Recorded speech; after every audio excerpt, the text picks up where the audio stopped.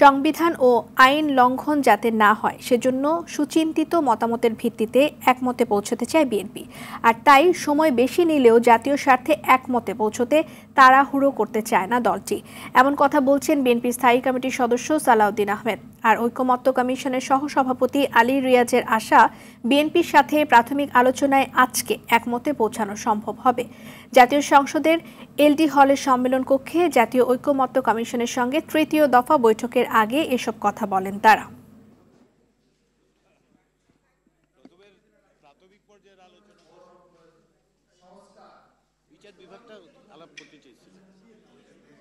যে সমস্ত সুপারিশ দেওয়া হয়েছে বেশ কিছু বিষয়ে সামঞ্জস্য আছে, বেশ কিছু বিষয়ে মত ভিন্নতাও আছে। নিঃসন্দেহে একটি ঐতিহাসিক মুহূর্তে আমরা উপস্থিত এবং এই সমস্ত সুপারিশের ব্যাপারে চূড়ান্ত সিদ্ধান্ত বা কোনো সিদ্ধান্তই কেবলমাত্র এই টেবিল থেকে হতে পারবে না, কেন সংশ্লিষ্ট দলগুলোর ক্ষেত্রে তাদের নীতি নির্ধারকরা নিঃসন্দেহে অংশগ্রহণ করবেন। আজকে বিচার বিভাগ দিয়ে আমরা সংবিধানের অংশটি যেটা বিচার বিভাগে আছে, এটা আর্টিকেল 94 থেকে 117 পর্যন্ত মোট 20টা আর্টিকেল আছে বিচার বিভাগ সংক্রান্ত, সেটা আমরা খুব সংক্ষিপ্ত সময়ে সমাপ্ত করতে পারবো।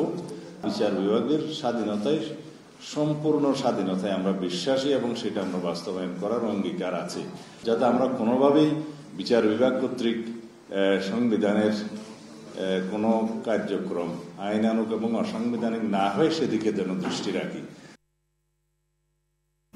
বৈঠকের বিষয়ে আরো জানাতে আমাদের সাথে যুক্ত হচ্ছেন সহকর্মী জাহিদ রহমান। জাহিদ, একটু জানতে চাই বৈঠকের বিষয়ে নতুন কি কি তথ্য আপনার হাতে এই মুহূর্তে এসেছে? ইতিমধ্যে কিন্তু বৈঠকটি চলছে। আপনি জানেন যে সংস্কার বিষয়ে যে প্রস্তাবনা রয়েছে ঐকমত্য কমিশনের সাথে বিএনপি যে দ্বিমত রয়েছিল সেই বিষয়গুলো নিয়ে আলোচনা হচ্ছে।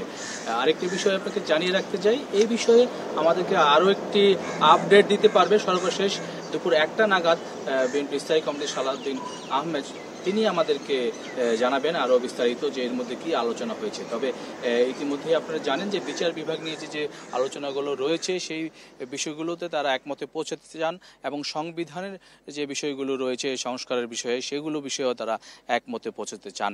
তবে এই বিষয়ে তাড়াহুড়া করার পক্ষে নয় বিএনপি, এবং ঐকমত্য কমিশনও বলছেন যে এই আলোচনার মধ্য দিয়ে আসলে একটি ভালো কিছু জাতির জন্য বয়ে নিয়ে আসবে। এছাড়া বিএনপি সহ যে রাজনৈতিক দলগুলো রয়েছে তাদের যে নীতি নির্ধারক ফোরাম রয়েছে সেখানেও সংস্কার কমিশনের যে বিষয়গুলো রয়েছে সেটিও আলোচনা হবে। ইতিমধ্যেই সহসভাপতি আলী রিয়াজ যেটি জানিয়েছে যে প্রত্যেকটি মিটিং যেটি সভা হয় সেই সভার শেষে প্রধান উপদেষ্টা যেহেতু ঐকমত্য কমিশনের সভাপতি, তার কাছে বিষয়গুলো অবহিত করা হয় এবং তার দিক নির্দেশনা মোতাবেক পরবর্তী আলোচনাগুলো হয় বলে তিনি আমাদেরকে যে সভা শুরু হয়েছে তার আগে তিনি জানিয়েছেন।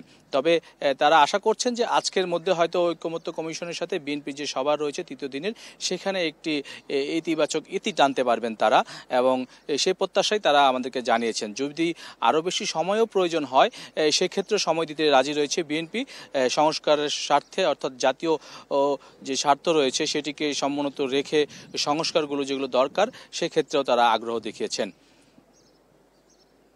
বেদনা। জাহিদ, ধন্যবাদ আপনাকে।